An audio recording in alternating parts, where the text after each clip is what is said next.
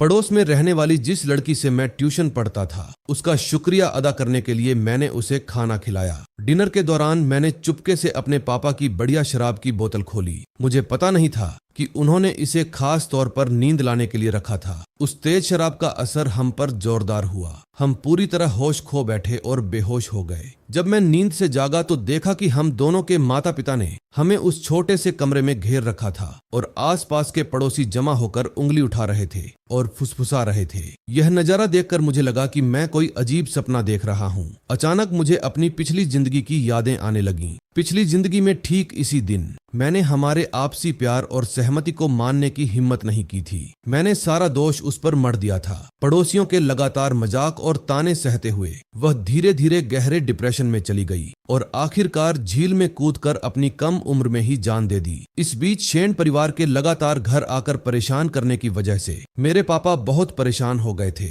वह अंदर से टूट चुके थे, हमेशा खोए खोए और परेशान रहते थे और आखिरकार सड़क पार करते समय एक गाड़ी की टक्कर से उनकी मौत हो गई। इससे पहले कि मैं इन यादों को पूरी तरह समझ पाता, मेरे पापा तेजी से मेरे पास आए और मेरे चेहरे पर जोरदार थप्पड़ मारा। गाल पर हुई तेज जलन ने साफ कर दिया, यह सपना नहीं है, सच में मेरा पुनर्जन्म हुआ है। अपनी जबरदस्त भावनाओं को रोक न पाने के कारण मैं आगे बढ़ा और उन्हें कसकर गले लगा लिया। पापा, आप अभी भी जिंदा हैं। पिछली जिंदगी में मुझे कभी आपकी ठीक से देखभाल करने का मौका नहीं मिला। मेरे पापा हैरानी से मुझे देखते रहे। मेरे अचानक ऐसे बर्ताव से हैरान थे, जबकि गपशप करती भीड़ की आवाजें मुझ पर किसी तूफानी लहर की तरह आ रही थीं। उनकी तीखी और चुभने वाली बातों ने मेरे पूरे शरीर में एक झुनझुनी सी पैदा कर दी। मैंने मुड़कर शेन जी को देखा। वह कमरे के कोने में बेबस होकर सिकुड़ी हुई बैठी थी। मेरे सामने खड़ी यह लड़की वही है जिसने मुझे जिंदगी भर के लिए दोषी महसूस कराया। हम एक ही गली में साथ साथ बड़े हुए थे।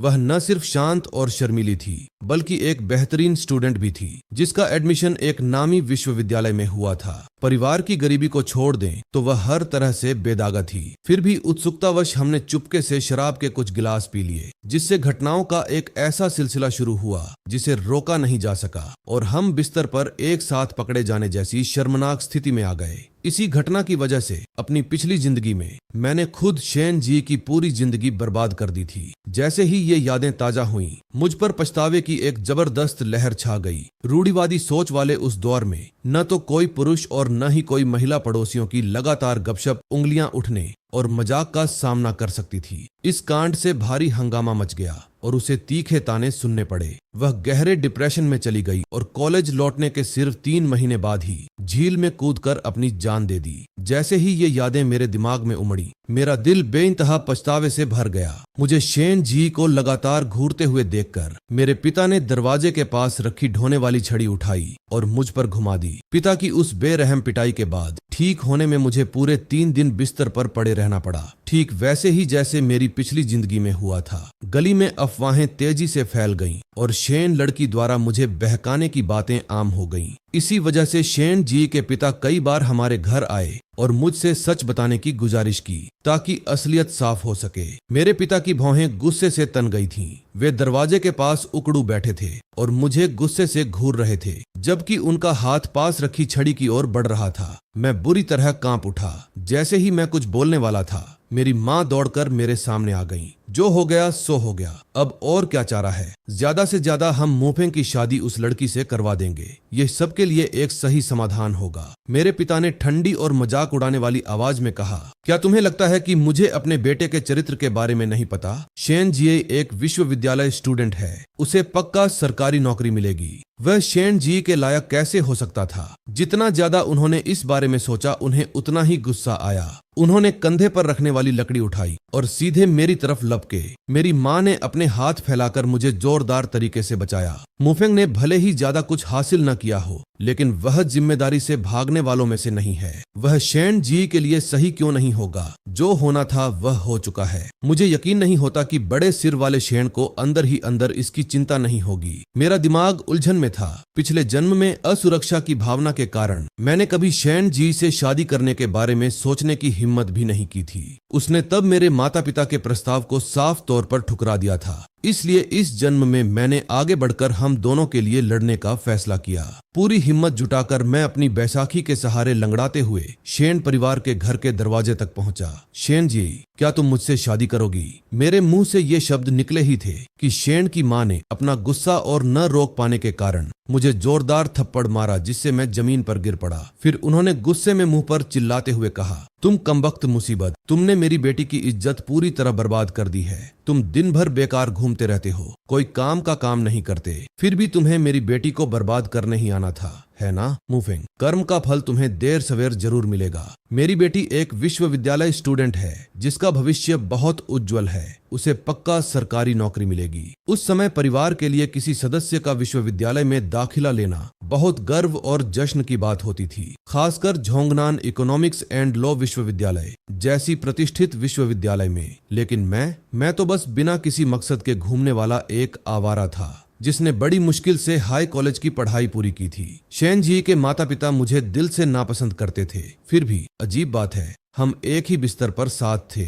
तभी शेन जी की दूसरी आंटी कमरे से बाहर निकली। ठीक है, बहस बंद करो, मुफेंग को अकेले अंदर आने दो, ये उससे अकेले में बात करना चाहती है। मैंने दांत भींचे और बड़ी मुश्किल से खड़ा हुआ। पूरे शरीर में हो रहे तेज दर्द को सहते हुए बैसाखियों के सहारे लंगड़ाते हुए कमरे में गया। शेन जी बिस्तर के किनारे टिकी हुई बैठी थी। उसका चेहरा एकदम पीला पड़ गया था और उसकी आंखों में गहरा न समझ आने वाला उदासी का भाव था। इससे पहले कि मैं माफी मांग पाता, शेन जी ने मेरी बात काटते हुए पूछा, क्या तुम सच में मुझसे शादी करना चाहते हो? मैंने जोर से सिर हिलाया। जब तक तुम मुझसे शादी करने को तैयार हो, मैं कसम खाता हूँ कि मैं जिंदगी भर तुम्हारा अच्छे से ख्याल रखूंगा और तुम्हें एक स्थिर प्यार भरा घर दूंगा। शेन जी का शरीर थोड़ा कांपा और उसने मुझे हैरानी भरी नजरों से देखा। वह किसी और से बेहतर जानती थी कि अगर उसने मुझसे शादी नहीं की तो इतनी रूढ़िवादी सोच वाले दौर में एक युवा महिला के तौर पर उसकी जिंदगी और भी ज्यादा मुश्किल हो जाएगी। शेन जी ने अपने दिल में उमड़ रही भावनाओं को दबाने की कोशिश की और मुझसे पूछा, तुम्हारे पास क्या है? मैं कॉलेज की छुट्टियों में घर आया हूँ और मैंने हमेशा सुना है कि तुम्हारे पास कोई ढंग की नौकरी भी नहीं है। पड़ोसी कहते हैं कि तुम बस एक निकम्मे आवारा हो। तुम मेरा ख्याल कैसे रखोगे? मेरे अगले शब्दों ने शेन जी को वहीं का वहीं स्तब्ध कर दिया। मैं झोंगनान इकोनॉमिक्स एंड लॉ विश्वविद्यालय में दाखिला लेने जा रहा हूँ। एक बार मेरा प्रवेश हो जाए तो हम एक ही विश्वविद्यालय में जा सकते हैं। तब तक क्या तुम मुझसे शादी करने के लिए तैयार हो जाओगी? शेन जी को लगा कि मैं उसके साथ कोई बड़ा मजाक कर रहा हूँ। उसे मुझसे बेहतर पता था कि मेरी पढ़ाई लिखाई की नींव कितनी कमजोर थी। झोंगनान जैसे प्रतिष्ठित कॉलेज की तो बात ही छोड़िए, मुझे किसी साधारण वोकेशनल स्कूल में भी प्रवेश मिलने की उम्मीद कम ही थी। फिर भी मेरे चेहरे पर मजाक का कोई भाव नहीं था और मैंने पूरी गंभीरता से कहा, मैंने पता किया है, 2 महीने में राष्ट्रीय प्रौढ़ स्कूल प्रवेश परीक्षा है और इस साल झोंगनान में प्रवेश के लिए 2 सीटें खाली हैं। पिछले जन्म में मेरे अंक सच में औसत थे, लेकिन जैसे ही मुझे शेन जी की मौत की खबर मिली, उस दर्द ने मुझे अंदर तक तोड़ दिया। मैंने तुरंत कॉलेज लौटने का फैसला किया और पूरी शिद्दत से पढ़ाई की और सिर्फ 1 साल में झोंगनान में प्रवेश पा लिया। मैंने उस झील के किनारे उसके लिए एक श्रद्धांजलि सभा भी आयोजित की, जहां उसने कभी डूबकर जान दी थी। सच कहूं तो मेरी मौजूदा सोच के साथ झोंगनान में प्रवेश मिलना पक्का था। यह किसी गुप्त तरकीब का इस्तेमाल करने जितना आसान होता। इसलिए मैंने पूरे आत्मविश्वास के साथ उससे कहा, मेरा प्रवेश पक्का होगा। पहले मेरी नींव चाहे कितनी भी कमजोर क्यों न रही हो, इस बार मैं कर दिखाऊंगा। अगर मैं असफल हो गया तो सीधे पुलिस थाने जाकर मेरे खिलाफ रिपोर्ट कर देना। मैं खुशी खुशी जेल चला जाऊंगा, यही मेरी सजा होगी। मेरे चेहरे पर गंभीरता देखकर बिना किसी मजाक के भाव के शेन जी पूरी तरह हैरान रह गई। आखिरकार उसने मुझे एक मौका देने का फैसला किया। ठीक है, तो मैं तुम्हारी खबर का इंतजार करूंगी। जब मैं शेन के घर से निकला, शेन जी और मेरे बीच लगी शर्त की खबर पूरे जियांगे जिले में हवा की तरह फैल चुकी थी। हर कोई मेरा मजाक उड़ाता था और कहता था कि मेरे चुने जाने का कोई चांस नहीं है। जब मैं घर लौटा और अपने पिता को देखा, जिन्होंने अपनी पूरी जिंदगी कंधे पर भारी बोझ ढोकर गुजारी थी, तो मैंने देखा कि उनकी पीठ इतनी झुक गई थी कि वे मुश्किल से ही सीधे खड़े हो पाते थे। फिर मैंने अपनी माँ को देखा, जो पड़ोसियों के कपड़े सिलकर और मरम्मत करके गुजारा करती थी। उनके खुरदरे सख्त हाथों को देखकर मेरी आंखों में तुरंत आंसू आ गए। ओह माँ, आपने कितनी मेहनत की है। 2 महीने में मैं झोंगनान इकोनॉमिक्स एंड लॉ विश्वविद्यालय में जरूर दाखिला लूंगा। मेरे पिता ने मुझे सख्ती से देखा। अगर तुम में सच में झोंगनान में दाखिला लेने की काबिलियत है तो अगर मैं और तुम्हारी माँ मर भी जाई तो हमें सुकून मिलेगा। अगली सुबह जल्दी शेन जी ने अपना सामान पैक किया और कॉलेज लौटने के लिए ट्रेन में सवार हो गई। सब कुछ ठीक वैसा ही हो रहा था जैसा मेरी पिछली जिंदगी में हुआ था। आज ही शेन जी विश्वविद्यालय के लिए निकली थी। 3 महीने बाद वह परिसर की झील में अपनी युवा जिंदगी खत्म कर लेगी। अगर मैं 2 महीने बाद होने वाले उस अहम प्रवेश परीक्षा में विश्वविद्यालय में जगह नहीं बना पाया तो उसकी दुखद पहले से तय आत्महत्या को रोकने का कोई तरीका नहीं होगा। ये सोच मेरे मन में गहराई से बैठ गई और मुझे साफ साफ एहसास हुआ मुझे झोंगनान विश्वविद्यालय में दाखिला लेना ही होगा। यह मेरे लिए एकमात्र रास्ता था और एक ऐसी जिम्मेदारी थी जिसे मुझे निभाना था। मैं पास के शिनहुआ पुस्तक भंडार गया और एक कोने में धूल से ढका हुआ परीक्षा तैयारी अभ्यास पुस्तिका का सेट पाया। उस सेट को लेकर मैं भुगतान काउंटर की ओर बढ़ा। पिछली जिंदगी की यादों की वजह से मैं किसी भी और से बेहतर जानता था कि अभ्यास सवालों का यह संग्रह कितना कीमती था। तभी मेरे पीछे से एक जानी पहचानी आवाज आई। मैंने मुड़कर देखा तो मेरे पुराने कॉलेज के 2 परिचित लोग थे कि जैन और निंगबिंग। वे मेरे जूनियर्स थे और मेरी तरह ही उन्हें भी इस साल की स्कूल प्रवेश परीक्षा से बेहतर भविष्य बनाने की उम्मीद थी। क्या इत्तेफाक है, मैंने कभी नहीं सोचा था कि तुम दोनों से यहाँ मुलाकात होगी। कि जैन और निंगबिंग ने एक दूसरे की ओर देखा और उनके होठों पर तिरस्कार भरी मुस्कान आ गई। सिर्फ तुम जैसे लोग ही इस बेकार की चीज, इस अभ्यास पुस्तिका को किसी खजाना जैसा मान सकते हैं। क्या तुम्हारा सिर दरवाजे में फंस गया था या कुछ और? बिल्कुल, उत्तर पुस्तिका। मैंने तो इसके बारे में कभी सुना भी नहीं। हा। उनके खुले मजाक के बावजूद मैं बिल्कुल भी परेशान नहीं हुआ, बल्कि मैंने शांति से एक प्रस्ताव रखा।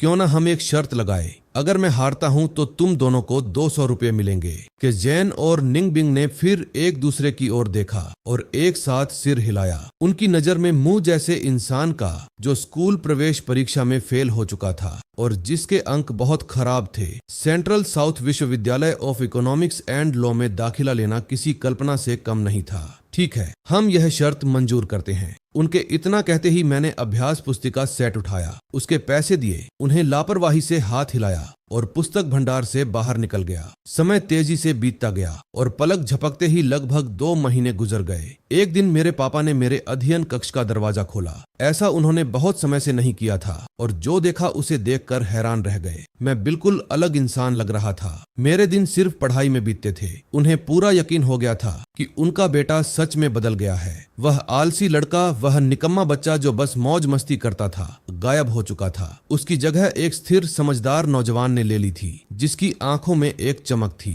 कल परीक्षा का दिन था। उन्होंने कहा, बाहर टहलने जाओ और अपना दिमाग ताजा करो। सारा दिन घर में बंद रहना तुम्हारी सेहत के लिए अच्छा नहीं है। मैं अपने पिता की बातों का असली मतलब अच्छी तरह समझ गया था। लिन परिवार की शेन जी छुट्टियों में घर वापस आई हुई थी। वह भी बिना बाहर निकले हर दिन घर पर ही रहती थी। उन्हें उम्मीद थी कि मैं परीक्षा से पहले उससे मिलूंगा। भले ही अंदर उन्हें मेरे पास होने की कोई उम्मीद नहीं थी, लेकिन शायद उससे मिलने पर मुझे आगे बढ़ने के लिए थोड़ी और हिम्मत मिल जाती। मैंने पिता की बातों पर चुपचाप सिर हिलाया। मैं उठा, घर से निकला और सीधे शेन परिवार के आंगन की ओर चला गया। मन में हजारों बातें उमड़ रही थीं, फिर भी न जाने क्यों मैं एक शब्द भी नहीं बोल पाया। लेकिन जैसे ही मुझे अपनी पिछली जिंदगी की उस घटना का ख्याल आया जो मेरी वजह से हुई थी, बेचैनी के एक पल में मैंने गहरी सांस ली, अपनी सारी हिम्मत जुटाई और शेन जी के कमरे की तरफ चिल्लाकर कहा, मैं कल परीक्षा देने जा रहा हूँ। मानो या न मानो, मैं वादा करता हूँ, मैं झोंगनान विश्वविद्यालय में दाखिला लेकर रहूंगा। मेरे इस वादे की गूंज आंगन में बार बार सुनाई दी, लेकिन जवाब में सिर्फ एक लंबी भारी खामोशी थी। कोई प्रतिक्रिया नहीं मिला। अंदर शेन जी को काफी समय से पता था कि मैं बाहर खड़ा हूँ। उसने अपने पिता से सुना था कि मैं इस दौरान कितनी मेहनत से पढ़ाई कर रहा था, नींद और खाने पीने की भी परवाह किए बिना। फिर भी हमारे आसपास फैली जहरीली बातें उसके दिल में तीखे कांटों की तरह चुभती थीं। खासकर कॉलेज में अफवाहें फैलने के बाद वह जहां भी जाती, उसे लोगों की आलोचना भरी नजरों और फुसफुसाहटों का बोझ महसूस होता था। कई बार परिसर की झील के शांत पानी को देखते हुए उसका मन करता था कि वह उसमें कूद जाए, सब कुछ खत्म कर दे और इस दर्दनाक जिंदगी से छुटकारा पाले। उसके मन में इस सारी तकलीफ के लिए जिम्मेदार कोई और नहीं बल्कि मैं ही था, वही इंसान जो उस पल आंगन में खड़ा था। उसने खिड़की के शीशे से चुपचाप मेरी परछाई को देखा। मैं 1 घंटे से ज्यादा समय तक आंगन में बिना हिले डुले खड़ा रहा, लेकिन आखिर में मैंने उससे एक शब्द भी नहीं सुना। वहां से जाने से पहले मैंने उस कसकर बंद खिड़की की ओर एक आखिरी बार देखा और पूरे पक्के इरादे के साथ कहा, शेन जी, मैं परीक्षा जरूर पास करूंगा। इतना कहकर मैं बिना किसी हिचकिचाहट के मुड़ा और आंगन से बाहर निकल गया कि जेन और निंगबिंग की तिरस्कार भरी नजरों के बीच मैं उनके साथ परीक्षा हॉल की ओर बढ़ा, जहां हमारी किस्मत तय होने वाली थी। जैसे ही मेरी नजरें प्रश्न पत्र के सवालों पर पड़ी, मेरे दिल पर 2 महीने से ज्यादा समय से जो भारी बोझ था वह आखिरकार अपनी जगह पर स्थिर हो गया। प्रश्न पत्र में शामिल हर एक विषय ठीक वैसा ही था जैसा मैंने अनुमान लगाया था। मेरे होंठों के कोनों पर एक हल्की न दिखने वाली मुस्कान आ गई। 2 दिन बाद हाई कॉलेज प्रवेश परीक्षा की आखिरी घंटी ठीक समय पर बजी और इस तरह यह पूरी मुश्किल घड़ी खत्म हुई। फिर भी मेरे माता पिता ने इस बारे में एक शब्द भी नहीं कहा कि मेरा परीक्षा कैसा रहा। उन्हें डर था कि अगर नतीजे निराशाजनक रहे तो मैं निराशा में डूबकर कोई बेवकूफी भरा कदम न उठा लूं। एहतियात के तौर पर मेरी माँ ने चुपके से हमारे घर का इकलौता रसोई का चाकू एक छिपी हुई जगह पर रख दिया था। समय तेजी से बीतता गया और देखते ही देखते नतीजे देखने का दिन आ गया। जब मैं परिणाम पट की ओर जा रहा था तो मेरी मुलाकात सीधे के जेन और निंगबिंग से हुई, जो अपने अंक देखने आए थे। मजाक भरी नजरें मिलाते हुए के जेन ने कहा, तो सच्चाई का सामना करने के लिए तैयार हो। कहीं ऐसा न हो कि जब शर्त पूरी करने का समय आए तो तुम शर्त की रकम भी न चुका पाओ। उसके इतना कहते ही वे दोनों जोर जोर से हंसने लगे, लेकिन जैसे ही उनकी नजर सूची में मेरे नाम पर पड़ी, उनकी हंसी गले में ही दब गई। वे वहीं जम गए, पूरी तरह हैरान परेशान। हिंदी भाषा 138 अंक, विदेशी भाषा 143 अंक। अंकों के बगल में गहरे लाल रंग में साफ साफ लिखा था, राष्ट्रीय टॉपर। उस पल मेरे दिल पर जो भारी बोझ इतने समय से था वह आखिरकार हट गया और मैंने राहत की सांस लेते हुए मुस्कुरा दिया। मैंने मुड़कर के जेन और निंगबिंग की ओर देखा। उनकी आंखें हैरानी से फटी हुई थीं और उनके चेहरों पर अविश्वास साफ झलक रहा था। राष्ट्रीय नंबर 1, यह कैसे हो सकता है? सच में उसे देश में पहला स्थान मिला है? क्या आधिकारिक पट्ट पर नतीजे नकली हो सकते थे? मैंने धीरे से हंसते हुए उन्हें याद दिलाया, क्या तुम लोग अपने नाम नहीं ढूंढोगे? उनके चेहरे कागज की तरह सफेद पड़ गए। उन्हें सूची में सबसे नीचे अपने नाम ढूंढने में काफी समय लगा। उनमें से एक को सिर्फ 365 अंक मिले थे कि जेन और निंगबिंग पूरी तरह से हैरान रह गए, वहीं बिना हिले डुले खड़े रहे, जैसे सदमे से बाहर ही न आ पा रहे हों। मैंने बेपरवाही से कंधे उचकाए और उन दोनों की ओर देखकर मुस्कुराया। 200 रुपये प्रति व्यक्ति। तुम दोनों शर्त से मुकरने का तो नहीं सोच रहे हो? कि जेन और निंगबिंग के चेहरे तुरंत शर्म से लाल हो गए। ऐसा लग रहा था जैसे वे चाहते हों कि जमीन फटे और वे उसमें समा जाएं। वे हकलाते हुए बोले, हम तुम्हें जल्द ही पैसे दे देंगे। लेकिन मेरा ध्यान शर्त पर नहीं था और न ही मुझ में उन पर और समय बर्बाद करने का सब्र था।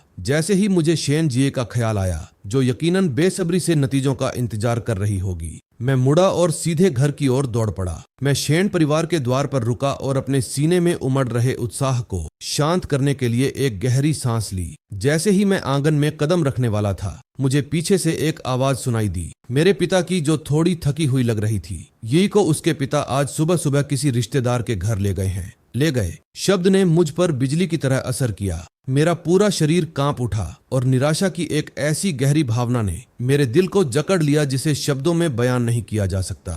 मैं बहुत खुश था, शेन जी के साथ तुरंत अच्छी खबर साझा करने के लिए उत्सुक था, लेकिन पता चला कि वह ठीक इसी समय किसी दूर के रिश्तेदार से मिलने गई थी। जैसे अचानक हवा निकल जाने पर गुब्बारा पिचक जाता है, वैसे ही मैं मायूसी में शेन परिवार के घर की दहलीज पर बैठ गया। पिताजी ने चुपचाप अपना लंबा पाइप उठाया, कुछ कश लिए, उसकी राख झाड़ी और फिर आराम से बोले, मुझे तो पहले से ही पता था कि पढ़ाई लिखाई तुम्हारे बस की बात नहीं है। अगर तुम सच में कुछ बन पाए तो समझो सुअर भी उड़ने लगेंगे। उन्होंने एक लंबी आह भरी, बस छोड़ो भी, उस शेन लड़की के बारे में सोचना बंद करो। मैंने बिना कुछ कहे पिताजी की ओर देखा, फिर चुपचाप मुड़कर चला गया। पिताजी मुझे जाते हुए देखते रहे। उनके चेहरे पर हैरानी थी, लेकिन आधे घंटे बाद जब सामुदायिक कार्यकर्ता अच्छी खबर लेकर आए तो वे वहीं जम गए और अचानक बोले, क्या देश में पहला स्थान?